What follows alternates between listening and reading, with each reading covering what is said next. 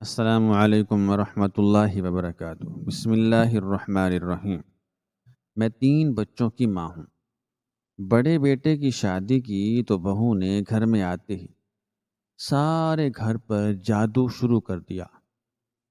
ہر وقت کمرے میں بند ہو کر عجیب عجیب منتر پڑھتی رہتی۔ میں پچھتانے لگی، افسوس کرنے لگی کہ کس جادوگرنی کو میں بیاہ لائی۔ ایک دن بہو کے کمرے کا دروازہ تھوڑا سا کھلا ہوا تھا۔ جیسے ہی میں نے اندر جھانکا تو یہ دیکھ کر میرے قدموں تلے سے زمین نکل گئی کہ میری بہو تو میری شادی کے چند ہی سالوں کے بعد شوہر کی وفات نے مجھے بالکل ہی ہلا کر رکھ دیا تھا۔ اس وقت مجھے بالکل بھی سمجھ نہیں آتا تھا کہ میں کیا کروں۔ گھر کے ساتھ ساتھ بچوں کی بھی تمام ذمہ داریاں میرے کندھوں پر آ چکی تھی۔ ان ذمہ داریوں کو پورا کرتے کرتے میں اس قدر ہلکان ہو جایا کرتی تھی کہ مجھے خود کا کوئی ہوش بھی نہ رہتا تھا۔ لیکن میں نے مشکلات کے باوجود اپنے بچوں کی اس طرح سے تربیت کی تھی کہ کبھی بھی وہ میرے سامنے آنکھ اٹھا کر بات نہیں کر سکتے تھے۔ اللہ تعالی نے مجھے 3 بچوں سے نوازا تھا۔ وہی میری ساری زندگی کا اثاثہ اور بڑھاپے کا سہارا تھے۔ میرا بڑا بیٹا احمد شہر کے ایک دفتر میں کلرک تھا۔ وہ کبھی کبھار ہی گھر واپس آتا تھا، لیکن وہ ہر ماہ گھر کے اخراجات کے لیے کچھ پیسے بھیج دیا کرتا تھا، جس کی وجہ سے مجھے گھر چلانے میں بہت مدد مل جاتی تھی۔ میرا بیٹا احمد ایک سیدھا سادھا انسان تھا۔ وہی بچوں میں میرے سب سے زیادہ میرا فرما بردار تھا۔ ایک دن جب وہ 1.5 ماہ کے بعد گھر واپس آیا تھا تو اس نے مجھ سے جو کچھ کہا تھا اسے سن کر مجھے بالکل بھی یقین نہیں آ رہا تھا کہ میرا بیٹا بھی ایسا کچھ کہہ سکتا ہے۔ اس نے مجھ سے کہا تھا کہ اماں، میں شادی کرنا چاہتا ہوں۔ میں اس کی بات سن کر ہکی بکی رہ گئی تھی، کیونکہ میں نے تو اس کی شادی کے بارے میں ابھی سوچنا ہی شروع نہ کیا تھا۔ ابھی تو میرے وہم و گمان میں بھی نہیں تھا، کوئی خواب و خیال ہی نہیں تھا اس کی شادی کا، اور میرے بیٹے نے مجھے کہہ دیا کہ میری شادی کر دی۔ میں چاہتی تھی کہ تمام بچوں کی پڑھائی مکمل ہو جائے، میں تبھی شادیاں ان کی کروں۔ میں نے اس کی بات کو سننے کے بعد چونک کر اس کی جانب دیکھا تھا اور کہا تھا کہ بیٹا، کہاں پر، اور ہمارے پاس ابھی سے اتنے وسائل کہاں؟ اس نے میری جانب دیکھتے ہوئے کہا تھا کہ اماں، میں خود خرچ اٹھا لوں گا، بس آپ ہاں کر دیں۔ اس کی بات سن کر میرا ماتھا ٹھنکا تھا۔ لڑکی کون ہے؟ میرے پوچھنے پر اس نے بتایا تھا کہ اماں، اس کا نام ہیرا ہے اور وہ میرے ساتھ ہی آفس میں کام کرتی ہے۔ اس کے والدین بھی اسے چھوڑ کر دنیا سے جا چکے ہیں، اور وہ لڑکی حافظہ ہے۔ میں نے اس کی جانب حیرت سے دیکھتے ہوئے کہا تھا کہ یتیم پتہ نہیں کس خاندان کی ہے، اور نہ ہی اس کے والدین کے بارے میں کچھ پتہ ہے۔ لیکن میرا بیٹا میری کوئی بھی بات سننے کے لیے تیار نہ تھا۔ میں جو بھی بات کہتی وہ یہ کہتا کہ اماں، سب کچھ ٹھیک ہے، لیکن میں نے شادی کرنی ہے۔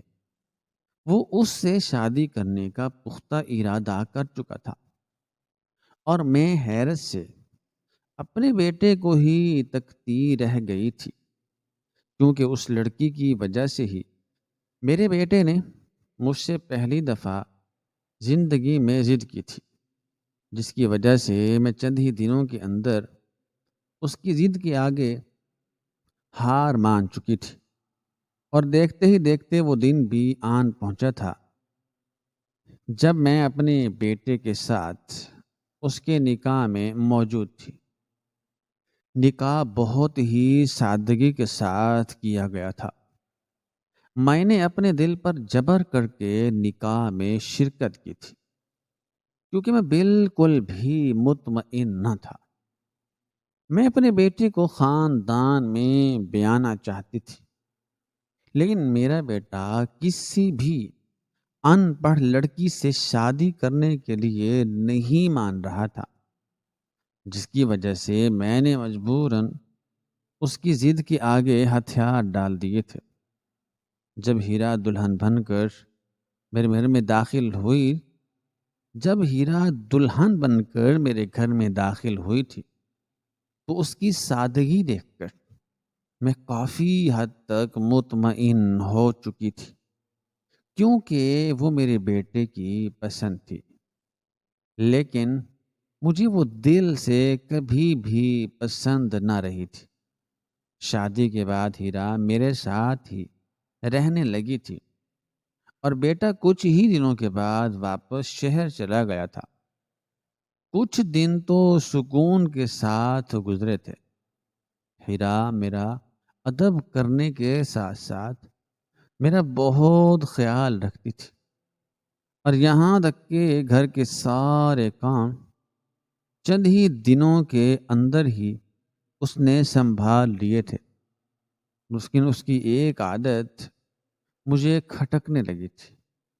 وہ راتوں کو دیر دیر تک جاگتی تھی اور اپنے کمرے کا دروازہ بند رکھتی تھی، اور ساری رات کچھ پڑھتی رہتی تھی۔ ایک رات میں تہجد کی نماز پڑھنے کے لیے جب وضو کرنے کے لیے اٹھی، وضو کرنے کے لیے نیند سے بیدار ہوئی، تو میں نے اس کے کمرے میں سے ہلکی ہلکی آوازیں سنی۔ اس کے کمرے سے ہلکی ہلکی آوازیں آ رہی تھیں۔ مجھے ایسا محسوس ہو رہا تھا کہ جیسے وہ کچھ پڑھ پڑھ کر پھونک رہی ہو۔ پریشانی سے میرے دل کی دھڑکن میں اضافہ ہو گیا تھا۔ یہ کیا پڑھتی ہے ساری رات؟ میرے دماغ میں کافی سوالات گردش کرنے لگے تھے۔ اگلی صبح ہی جب وہ ناشتہ کر رہی تھی تو میں نے اس سے پوچھا تھا کہ بیٹی، تمہارے کمرے میں سے رات کو آوازیں آ رہی تھیں کچھ پڑھنے کی، تم کیا پڑھ رہی تھی؟ اس نے آہستگی سے مجھے جواب دیا تھا کہ امی، میں قرآن مجید پڑھ رہی تھی۔ میں نے حیرت سے اس سے کہا تھا کہ رات کے 3 بجے کون قرآن مجید پڑھتا ہے؟ میری بات سنتے ہی وہ خاموش ہو گئی تھی، وہ چپ ہو گئی تھی، لیکن مجھے اس کی بات پر بالکل بھی یقین نہ آیا تھا۔ مجھے ایسا محسوس ہونے لگا تھا کہ جیسے وہ مجھ سے جھوٹ بول رہی ہو، چونکہ وہ ایک پڑھی لکھی لڑکی تھی اور میں دیہات کی ان پڑھ اور نہ سمجھ عورت تھی۔ اس وجہ سے میں نے اس کی بات پر بالکل بھی یقین نہ کیا تھا۔ کچھ ہی دنوں کے بعد گھر میں ہر روز ہی کچھ نہ کچھ عجیب ہونے لگا، جس کی وجہ سے میرے شک میں مزید اضافہ ہو گیا تھا۔ ان کی وجہ سے میرا شک اور زیادہ بڑھ گیا تھا۔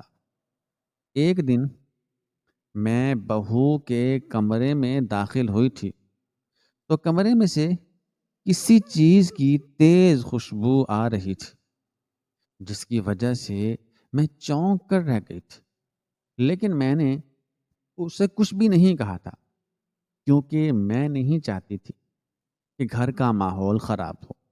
میری تو کوشش یہی تھی کہ گھر کا ماحول بہترین بنا رہے۔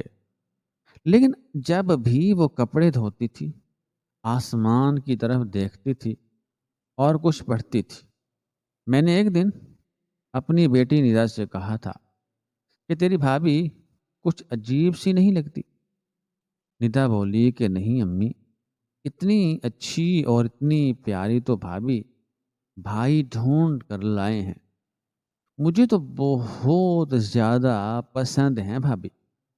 میں نے اس سے کہا تھا کہ بیٹا، تمہاری بھابھی ہر وقت ہی کچھ نہ کچھ پڑھتی رہتی ہے، پتہ نہیں وہ ہر وقت کیا پڑھتی رہتی ہے۔ ندا نے حیران ہو کر کہا تھا کہ امی، آپ بھابھی پر شک کیوں کر رہی ہیں؟ میں نے اس کی بات سننے کے بعد خاموشی اختیار کر لی تھی، لیکن میرا دل، میرا قلب پھر بھی کہہ رہا تھا کہ کچھ نہ کچھ تو برا ضرور ہوا ہے۔ اگلے ہی دن مجھ سے ملنے کے لیے محلے کی خالہ شبنم آ گئی۔ جب اس نے ہیرا کو دیکھا تھا تو وہ ہیرا کے والدین کو جانتی تھی، کیونکہ اس کا شہر میں آنا جانا لگا رہتا تھا۔ جب ہیرا اس سے ملنے کے بعد اپنے کمرے میں چلی گئی تھی تو اس نے مجھ سے کہا تھا کہ بہن، ناراض مت ہونا، لیکن میں تمہیں جو بات بتا رہی ہوں وہ بالکل ہی سچی ہے۔ جس خاندان سے تمہاری بہو کا تعلق ہے وہ خاندان جادو کے بارے میں بہت مشہور تھا۔ اس کی بات سننے کے بعد میرے چہرے کی ہوائیاں اڑنے لگی تھی۔ میں نے پریشان لہجے میں اس سے کہا تھا کہ یہ تم کیا کہہ رہی ہو بہن؟ تو خالہ شبنم نے کہا تھا کہ میں بالکل ہی سچ کہہ رہی ہوں۔ وہ تو چائے پینے کے بعد چلی گئی تھی، لیکن اس نے میرے دل میں شک کا بہت بڑا بیج بو دیا تھا۔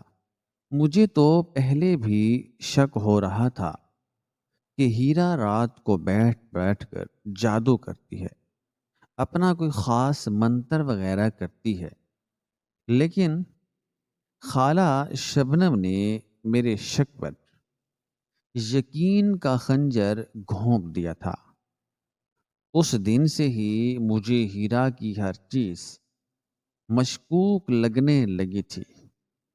اگر وہ نماز بھی پڑھتی تھی تو مجھے ایسا لگتا تھا کہ جیسے وہ کوئی جادو وغیرہ کر رہی ہو۔ اس رات میں کمرے میں بیٹھی ہیرا کے ہی بارے میں سوچ رہی تھی کہ اچانک میرے کمرے کی لائٹ خود بخود بند ہو گئی تھی۔ میں بہت زیادہ ڈر چکی تھی۔ مجھے بالکل بھی سمجھ میں نہیں آ رہا تھا کہ ایسا کیسے ہوا۔ میں نے اٹھ کر لائٹ کو جلانے کی بہت کوشش کی تھی، لیکن وہ پھر بھی نہ جلی تھی۔ مجھے ایسا محسوس ہوا تھا کہ ہیرا نے جادو کے ذریعے اسے بند کر دیا ہو۔ اگلی صبح کچن میں کوئی بھی نہ تھا، لیکن ایک دم ہی کچھ برتن ایک ساتھ زمین پر گر پڑے تھے۔ میں برتنوں کی آواز سن کر ایک دم ہی کچن میں بھاگی تھی، لیکن وہاں پر کوئی بھی موجود نہیں تھا۔ مجھے بالکل بھی سمجھ نہیں آ رہا تھا کہ گھر میں اچانک ہی ایک دم خرابیاں پیدا کیوں ہو رہی ہیں۔ اب اس واقعے کو پیش ہوئے چند ہی دن گزرے تھے کہ میرے درمیانے بیٹے بلال کو تیز بخار نے گھیر لیا تھا۔ میں نے اس کا علاج کروانے کی بہت کوشش کی تھی، لیکن وہ پھر بھی ٹھیک نہیں ہو رہا تھا۔ دن بدن، روز بروز اس کی صحت بالکل ہی گرتی جا رہی تھی۔ مجھے کچھ بھی سمجھ میں نہیں آ رہا تھا کہ میں اپنے بیٹے کا علاج کہاں سے کرواؤں کہ وہ ٹھیک ہو جائے، کیونکہ میں نے اس کا علاج کروانے کے لیے کوئی بھی جگہ نہ چھوڑی تھی۔ میں رات کو بلال کی وجہ سے پریشان ہو کر سر پکڑ کر بیٹھی تھی کہ اچانک ہیرا کمرے میں آ گئی تھی اور اس نے مجھ سے اجازت مانگی تھی کہ وہ بلال کو بخار کے ختم ہونے والا دم رکھنا چاہتی ہے۔ میں نے ہچکچاتے ہوئے اسے اجازت تو دے دی تھی، لیکن میرا دل اندر سے بہت زیادہ ڈر رہا تھا۔ جو ہی وہ بلال کو دم رکھ کر کمرے سے باہر نکلی تھی، بلال سر اٹھا کر اٹھ بیٹھا تھا۔ بلال کی حالت کو دیکھ کر مجھے بالکل بھی یقین نہیں آ رہا تھا کہ یہ ابھی ٹھیک بھی ہو سکتا ہے، کیونکہ اس کی حالت بہت زیادہ خراب تھی۔ اس واقعے کے بعد مجھے پختہ یقین ہو گیا تھا کہ ہیرا جادوگرنی ہے۔ ساری رات بیٹھ بیٹھ کر جادو کرتی رہتی ہے، اور اس نے جادو کر کے ہی احمد کو اپنی محبت کے جال میں پھنسا لیا تھا۔ اگلے ہی دن میں نے صبح ہوتے ہی احمد کو کال کر دی تھی، اور میں نے اس سے کہا تھا کہ جب سے تمہاری بیوی گھر میں آئی ہے، گھر میں ہر روز کچھ نہ کچھ ایسا ہو رہا ہے جو ڈرا کر رکھ دیتا ہے۔ احمد نے میری بات سننے کے بعد تحمل سے جواب دیا تھا کہ اماں، سب کچھ اتفاق سے ہو رہا ہے، لیکن میں نے غصے سے بھرپور لہجے میں اس سے کہا تھا کہ تم مجھے اندھی سمجھتے ہو۔ تمہاری بیوی راتوں کو اٹھ اٹھ کر جو کچھ بھی پڑھتی ہے مجھے معلوم ہے۔ میری بات سننے کے بعد احمد ہنس پڑا تھا، اور اس نے کہا تھا کہ اماں، وہ ساری رات قرآن مجید پڑھتی ہے، لیکن مجھے اس کی بات پر بالکل بھی یقین نہیں آ رہا تھا۔ مجھے ایسا محسوس ہونے لگا تھا کہ میرے بیٹے پر بھی اس نے جادو کر دیا ہے، جس کی وجہ سے وہ میرے ہاتھوں میں سے مکمل طور پر نکل گیا تھا۔ مجھے کچھ بھی سمجھ میں نہیں آ رہا تھا کہ میں کیا کروں۔ گھر کا ماحول آہستہ آہستہ بدلتا جا رہا تھا۔ ہیرا اپنا زیادہ تر وقت اپنے ہی کمرے میں گزارتی تھی، جس کی وجہ سے دن بدن میرا شک مزید پختہ ہوتا جا رہا تھا۔ ہیرا صرف کام کرنے کی ہی غرض سے کمرے سے باہر نکلتی تھی، اور اگر میں اس سے کبھی کبھار کہتی تھی کہ کچھ لمحے میرے ساتھ آ کر بیٹھ جاؤ، تو وہ پھر بھی نہ آتی تھی۔ ایک دن دوپہر کے وقت میں سو کر اٹھی تھی، تو میں نے جو کچھ دیکھا تھا اس نے مجھے ہلا کر رکھ دیا تھا۔ ہیرا تپتے صحن میں بیٹھی تھی اور وہ کچھ پڑھ رہی تھی۔ اس کے ہاتھ میں ایک پرچی تھی، اور وہ اس پرچی سے ہی دیکھ کر پڑھ رہی تھی۔ میرے قدموں کے نیچے سے زمین نکل پڑی تھی، کیونکہ میں نے سمجھا تھا کہ وہ کوئی تعویذ لکھ رہی ہے۔ میں غصے سے اس کی جانب بڑھی تھی، اور میں نے اسے زور سے ہلاتے ہوئے کہا تھا کہ کیا پڑھ رہی ہو تم؟ ہیرا مجھے دیکھتے ہی گھبرا گئی تھی، اور گھبراہٹ کی وجہ سے اس کا پسینہ چھوٹنے لگا تھا۔ اس نے گھبراتے ہوئے مجھ سے کہا تھا کہ امی، آپ اٹھ گئیں؟ وہ میں دعا پڑھ رہی تھی۔ ابھی اس کی بات ہی مکمل نہ ہوئی تھی کہ میں نے ایک زوردار تھپڑ اس کے چہرے پر رسید کر دیا، اور میں نے اس کے ہاتھ میں سے پرچی چھین کر کہا تھا کہ میرے گھر پر کوئی تعویذ نہیں چلے گا۔ میں نے اس کی پرچی کو بن دیکھ کے ہی پھاڑ دیا تھا اور اس کو پھاڑنے کے بعد زمین پر پھینک دیا تھا۔ وہ ہکی بکی مجھے دیکھ رہی تھی کیونکہ اس کو مجھ سے ایسے رویے کی امید نہ تھی۔ میں نے کمرے میں آ کر دروازہ اچھی طرح بند کر لیا تھا تاکہ وہ مجھ پر اپنا جادو نہ کر سکے۔ چند ہی منٹوں کے بعد اس نے اپنے کمرے میں آ کر رونا شروع کر دیا تھا۔ اس کی سسکیوں کی آواز مجھے صاف سنائی دے رہی تھی۔ صبح جب میں اٹھی تھی تو وہ مجھ سے پہلے اٹھی ہوئی تھی، لیکن اس نے مجھ سے کچھ بھی نہیں کہا تھا۔ وہ خاموشی سے اپنا کام کرنے کے بعد کمرے میں چلی گئی تھی۔ مجھے کبھی کبھار نیند میں ایسا محسوس ہوتا تھا کہ جیسے ہیرا کمرے سے باہر نکل کر کچھ پڑھ رہی ہے، لیکن جب میں کمرے سے باہر نکلتی تھی تو کوئی بھی موجود نہ ہوتا تھا۔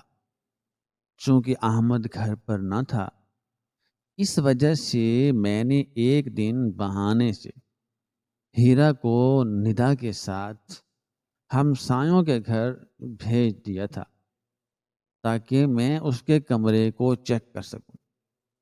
جب میں اس کے کمرے میں گئی تھی تو کافی ڈھونڈنے کے بعد، کافی تلاش بسیار کے بعد مجھے کچھ بھی نہ ملا تھا۔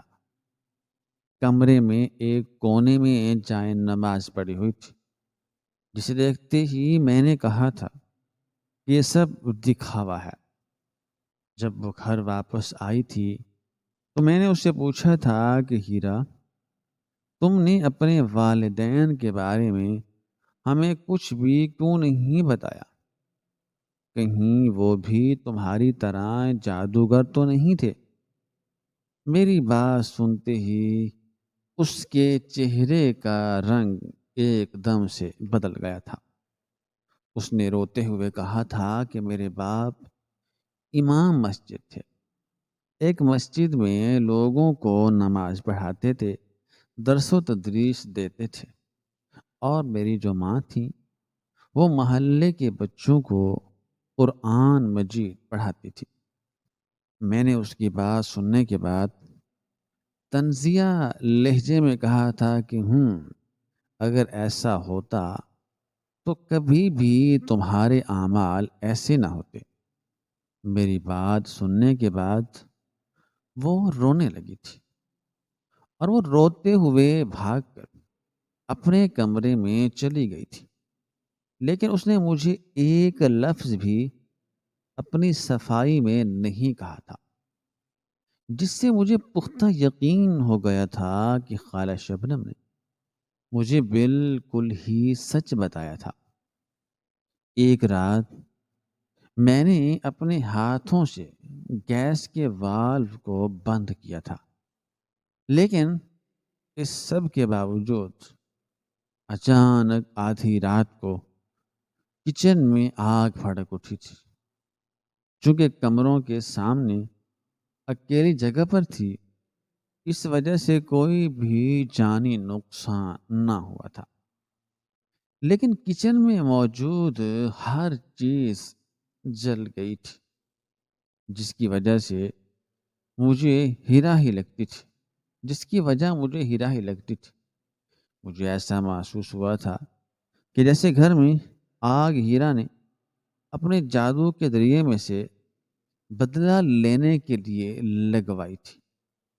میں نے صبح ہوتے ہی اپنے بیٹے احمد کو کال کی تھی اور جو کچھ بھی میرے دل میں ہیرا کے خلاف تھا میں نے سب کچھ ہی اس سے بتا دیا تھا۔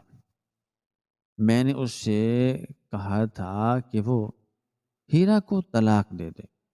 میں ایک جادوگرنی کو کبھی بھی اپنے گھر کا حصہ نہیں بنا سکتی، لیکن احمد میری بات کو ماننے کے لیے تیار نہ ہوا تھا، کیونکہ وہ ہیرا پر اندھا اعتماد کرتا تھا۔ لیکن وقت گزرنے کے ساتھ ساتھ گھر میں ہونے والے حادثوں سے مجھے ایسا محسوس ہونے لگا تھا کہ جیسے سب کی وجہ ہیرا ہو، کیونکہ جب سے ہیرا گھر میں آئی تھی اس دن سے ہی گھر میں ہر روز کوئی نہ کوئی مصیبت جنم لے رہی تھی۔ ایک دن میں اپنے شکوک کی بنا پر خالہ شبنم کے ہاں گئی تھی اور میں نے اسے سب کچھ بتا دیا تھا، جس کی وجہ سے اس نے میری مدد کا وعدہ کیا تھا اور وہ مجھے ایک عامل کے پاس لے کر گئی تھی۔ میں اس کے ساتھ اپنی چادر کو اوڑھ کر اکیلی نکل پڑی تھی۔ وہ مجھے تنگ گلیوں میں سے گزارتی ایک پرانے مکان میں لے کر پہنچ گئی تھی، جو کہ اس قدر بوسیدہ تھا کہ وہ گرنے کے قریب تھا۔ جب میں اس کے ساتھ کمرے میں داخل ہوئی تھی تو گھپ اندھیرا چھایا ہوا تھا۔ کونے میں ایک لمبا سا شخص بیٹھا ہوا تھا جس کی داڑھی بڑی ہوئی تھی اور اس کی آنکھیں سرخ تھیں۔ جو ہی خالہ شبنم کے ساتھ کمرے میں قدم رکھا تھا تو اس نے اگربتی کو جلا دیا تھا، جس کی وجہ سے کافی حد تک کمرہ روشن ہو گیا تھا۔ اس کمرے کا ماحول خوف زدہ تھا۔ جگہ جگہ پر اگربتیاں موجود تھیں اور ان اگربتیوں کے درمیان بہت سی کتابیں پڑی ہوئی تھیں۔ خالہ شبنم کی طرف دیکھتے ہی اس عامل نے کہا تھا کہ بہن کس پریشانی سے آئی ہو؟ اس کی بات سنتے ہی شبنم نے میری جانب اشارہ کیا تھا اور میں نے اس کے اشارہ کرنے کے بعد گھر میں وقوع پذیر ہونے والے واقعات کے بارے میں سب کچھ بتا ڈالا تھا۔ میری بات سنتے ہی عامل نے اپنی آنکھوں کو بند کیا تھا اور اس نے کچھ پڑھنا شروع کیا تھا۔ تھوڑی ہی دیر گزرنے کے بعد اس نے اپنی آنکھوں کو کھولا تھا اور اس نے مجھ سے کہا تھا کہ جو تمہارے گھر میں ایک عورت ہے جو دشمنوں کے ساتھ ملی ہوئی ہے اور وہ عورت خود بھی جادوگر ہے۔ اس کی بات سنتے ہی میرے چہرے کا رنگ اڑ گیا تھا، کیونکہ اس نے میرے شک پر یقین کی مہر لگا دی تھی۔ میں نے آہستگی سے کہا تھا کہ مجھے اپنی بہو پر شک ہے۔ عامل بولا تھا کہ ہاں وہی جادوگر ہے اور اس نے ہی گھر کے سکون کو ختم کیا ہے اور اس طرح دکھائی دیتی ہے وہ بالکل بھی ایسی نہیں ہے۔ وہ قرآن نہیں پڑھتی بلکہ آدھی رات کو جاگ جاگ کر جنات کو بلاتی ہے اور ان سے اپنے شیطانی کام کرواتی ہے۔ اس کی بات سنتے ہی میری آنکھوں میں خوف تیر آیا تھا اور میں نے آنسو بہاتے ہوئے کہا تھا کہ اب میں کیا کروں عامل صاحب؟ تم اسے کھانے پینے سے الگ کر دو، اس کے کپڑے بھی الگ رکھو اور اس کے ہاتھ کی نہ ہی کوئی چیز لو اور نہ ہی کوئی چیز کھاؤ۔ میں ایک تعویذ دیتا ہوں، اسے اس کے بستر کے نیچے رکھ دینا اور 3 دن میں ہی سچ ظاہر ہو جائے گا۔ 3 دن کے اندر اندر ہی جو کھری چیز ہے، وہ کھری چیز ہے، جو اصل حقیقت ہے، وہ سامنے آ جائے گی۔ میں نے کانپتے ہوئے ہاتھوں سے تعویذ کو لیا تھا اور میں نے اپنے پرس میں سے 5,000 ہزار کے کڑکتے نوٹ نکال کر عامل صاحب کی خدمت میں پیش کر دیے تھے، جنہیں دیکھتے ہی عامل صاحب کی آنکھیں چمک اٹھی تھی اور انہوں نے شبنم کو ایک آنکھ سے اشارہ کیا تھا جو میں نہ دیکھ پائی تھی۔ میں جب شام کو گھر واپس آئی تھی تو میں نے ہیرا کو دشمنوں کی نظر سے، دشمنوں کی نگاہ سے دیکھنا شروع کر دیا تھا۔ میں نے جاتی ہی ہیرا کو حکم دیا تھا کہ اب تمہارا کھانا الگ بنا کرے گا، اس لیے آج کے بعد تم گھر کی کسی بھی چیز کو ہاتھ نہیں لگاؤ گی، اور جو کھانا تم نے آج بنایا ہے وہ تم اکیلی ہی کھاؤ گی۔ میں نے بلال کو پیسے دے کر اپنے لیے اور اپنے بچوں کے لیے الگ ہی کھانا منگوا لیا تھا۔ ہیرا نے حیرت سے سب کچھ دیکھا تھا اور اس نے کہا تھا کہ امی، میں نے کیا کچھ غلط کیا ہے؟ میں نے ہیرا کو حکم دیا تھا کہ وہ اب سے اپنی تمام چیزوں کو علیحدہ رکھے گی، جس کی وجہ سے وہ اس وقت تو خاموش ہو گئی تھی، لیکن کمرے میں داخل ہوتے ہی اس نے احمد کو کال کر کے سب کچھ بتا دیا تھا، جس کی وجہ سے تھوڑی ہی دیر گزرنے کے بعد احمد کی میرے پاس کال آئی تھی۔ احمد نے مجھ سے پوچھا تھا کہ اماں، آپ یہ سب کچھ کیوں کر رہی ہیں؟ میں نے کرخت لہجے میں اسے بتایا تھا کہ تم یہ سب کچھ نہیں سمجھو گے۔ عامل صاحب نے کہا ہے کہ گھر میں کوئی جادو کرنی ہے اور چند ہی دنوں کے اندر سچ سب کے سامنے آ جائے گا کہ وہ جادوگرنی کون ہے۔ احمد نے میری بات سنتے ہی اپنے سر کو پکڑ لیا تھا اور اس نے کہا تھا کہ اماں، خدا را آپ عاملوں کے چکروں میں مت پڑیں، وہ سب دھوکہ دیتے ہیں۔ لیکن میں نے چلاتے ہوئے اسے خاموش کرا دیا تھا کہ وہ دھوکہ نہیں دیتے، بلکہ تمہاری بیوی تمہیں دھوکہ دے رہی ہے۔ لیکن تمہیں سب کچھ کیسے دکھائی دے گا؟ کیونکہ اس نے تو تم پر بھی اپنا جادو کر رکھا ہے۔ یہ سنتے ہی احمد نے غصے سے کال کاٹ دی تھی۔ اگلے دن میں نے ہیرا کے لیے ہوٹل سے کھانا منگوا لیا تھا تاکہ وہ گھر کی کسی بھی چیز کو ہاتھ نہ لگائے۔ جب وہ اکیلی چارپائی پر بیٹھی کھانا کھا رہی تھی تو اس کی آنکھوں میں سے آنسو نکل رہے تھے، لیکن اس نے اپنی زبان میں سے ایک لفظ بھی نہ نکالا تھا۔ اس دن میں نے بہانے سے عامل کا دیا ہوا تعویذ ہیرا کے بستر کے نیچے رکھ دیا، اور میں نے دل ہی دل میں سوچا کہ اب دیکھتی ہوں کہ اس کا اصلی روپ کیسے سامنے نہیں آتا۔ اس رات بہت تیز بارش ہوئی تھی، جس سے مجھے لگا تھا کہ عامل صاحب کا تعویذ اثر کر رہا ہے۔ میں نے کھڑکی سے جھانک کر ہیرا کے کمرے میں دیکھا تھا۔ وہ نماز پڑھنے میں مصروف تھی، عبادت کرنے میں مصروف تھی۔ میں نے اسے دیکھتے ہوئے سوچا تھا کہ یہی تو دھوکہ ہے، وہ جو ہم سب کو دے رہی ہے، نماز کا دکھاوا کر کے۔ ابھی میں کھڑکی سے جھانک ہی رہی تھی کہ کچن میں سے زوردار آواز آئی تھی۔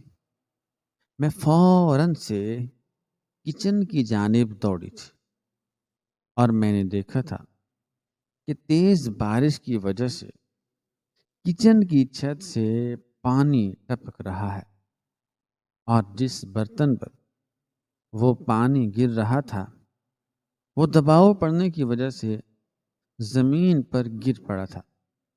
لیکن میں سچ کو اپنی نگاہوں سے دیکھنے کے بعد بھی کہا تھا کہ یہ سب اس کے ہی جادو کی وجہ سے ہو رہا ہے۔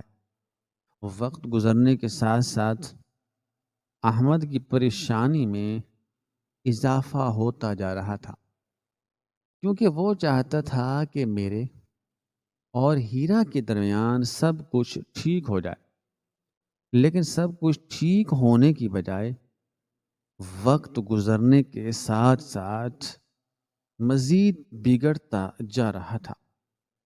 میرے اور ہیرا کے درمیان ایک خاموش دیوار کھڑی ہو چکی تھی۔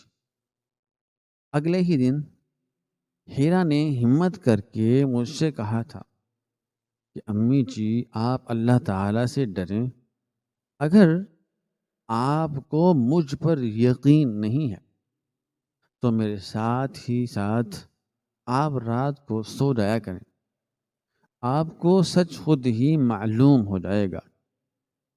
لیکن میں نے اس کی بات سننے کے بعد طنزیہ لہجے میں کہا تھا کہ تم جیسے ہی لوگ قرآن کے پیچھے چھپتے ہیں اور اپنا اچھا ہونے کا ڈھونگ رچاتے ہیں، بے وقوف نہیں ہوں میں بے وقوف نہیں ہوں جو تم پر یقین کر لوں گی، اور میں تمہاری سچائی کو اب اچھی طرح سے جانتی ہوں۔ میری بات سننے کے بعد ہیرا کی آنکھوں میں سے آنسو رکنے کا نام نہیں لے رہے تھے۔ وہ چپ چاپ خاموشی کے ساتھ اپنے کمرے میں چلی گئی تھی اور چائے نماز بچھا کر اس نے رونا شروع کر دیا تھا۔ اس ہی دن احمد شہر سے واپس آ گیا تھا۔ وہ گھر آنے کی وجہ سے بہت خوش تھا، لیکن جب اس نے گھر کے ماحول کو اس قدر خراب دیکھا تھا تو وہ بہت زیادہ پریشان ہو گیا تھا۔ میرے ذہن میں بار بار عامل صاحب کے الفاظ گردش کر رہے تھے کہ وہ تمہارے بچوں کو اپنے جادو کے ساتھ نقصان پہنچائے گی، جس کی وجہ سے میں نے اپنی طرف سے پوری کوشش کرنی شروع کر دی تھی کہ میں اپنے بچوں کو جتنا ہو سکے اس سے دور رکھوں تاکہ میرے بچے اس کے جادو سے بچ سکیں۔ میں جس جگہ سے بھی وہ گزرتی تھی وہاں پر دم کیا ہوا پانی پھینکتی تھی اور وہاں نمک بھی چھڑکتی تھی تاکہ اس کے جادو کا اثر ختم ہو سکے۔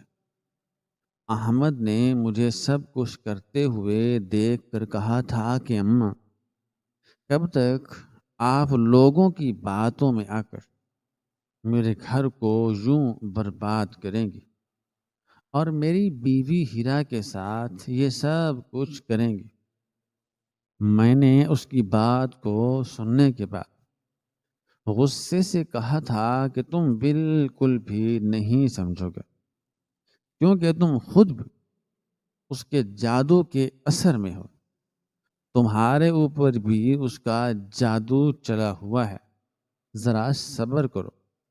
تم اس کے جادو کے اثر میں ہو، اس لیے تمہیں غلط نظر نہیں آؤ گی۔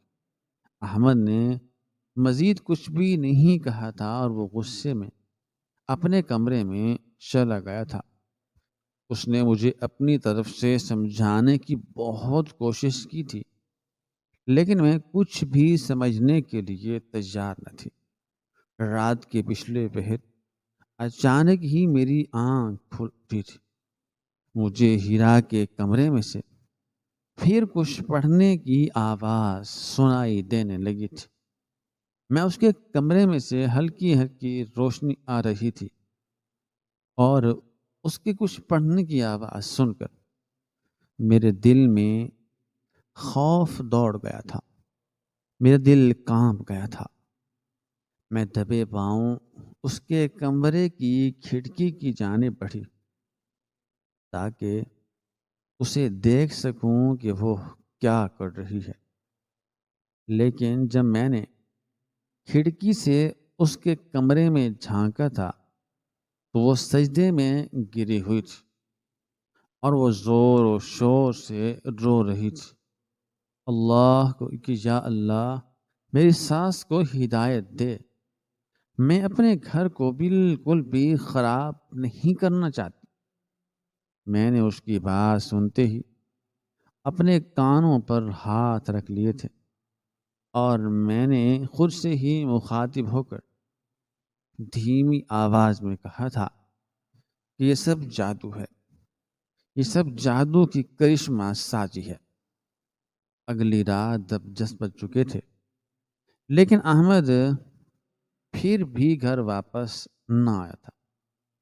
میں پریشانی کے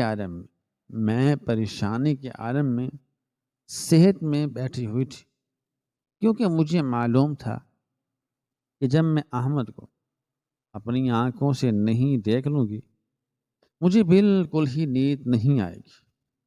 میں ابھی انتظار کر رہی تھی کہ مجھے ہیرا کے کمرے میں سے کچھ پڑھنے کی آواز سنائی دی۔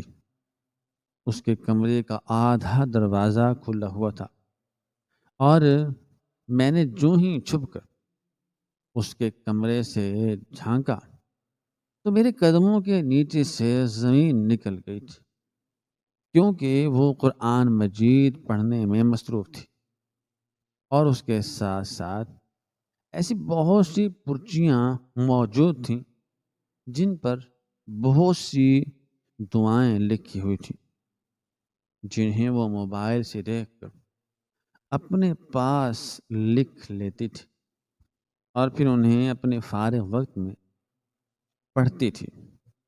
اور اس کے ساتھ ساتھ اس نے ایک کتاب بھی اٹھائی ہوئی تھی جس پر ہر کام کے لیے وظیفے لکھے ہوئے تھے۔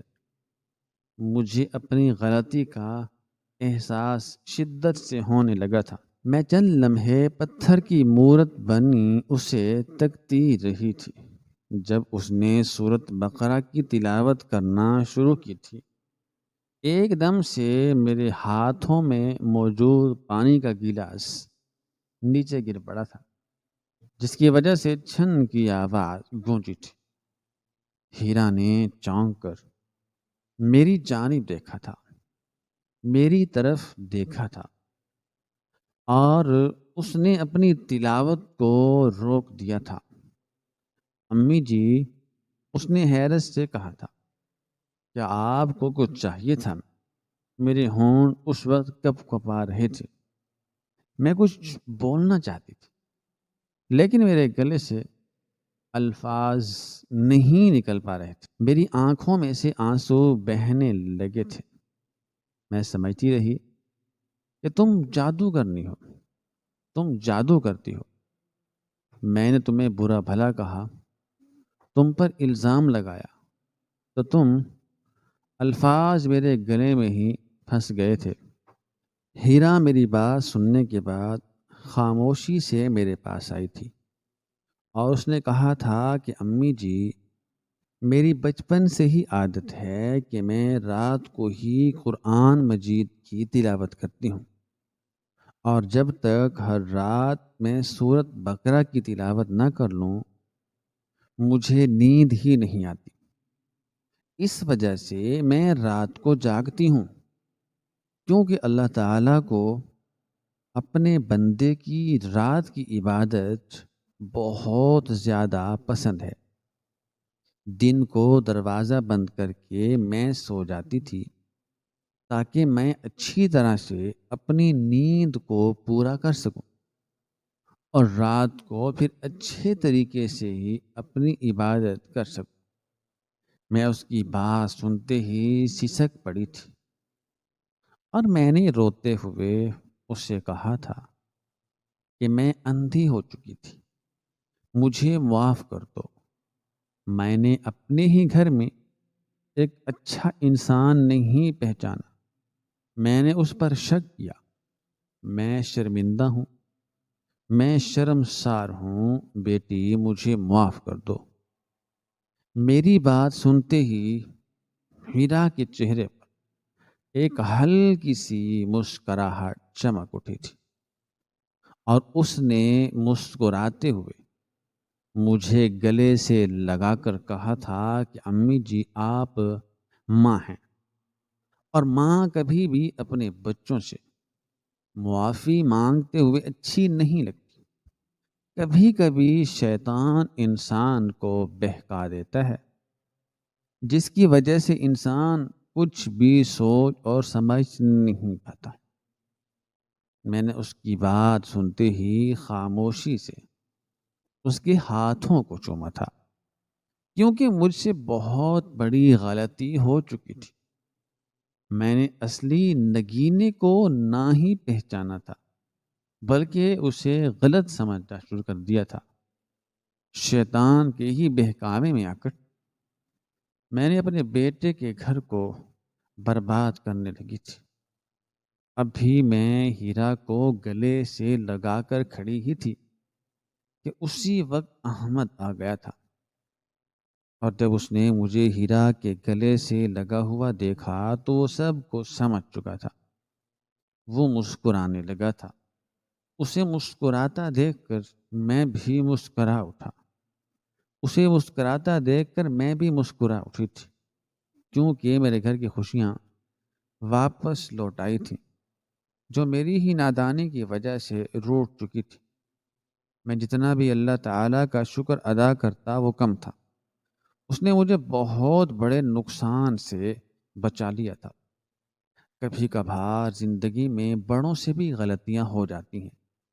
اگر ان غلطیوں کو وقت پر ہی نہ سمجھ لیا جائے تو گھر اجڑنے میں لمحہ نہیں لگتا۔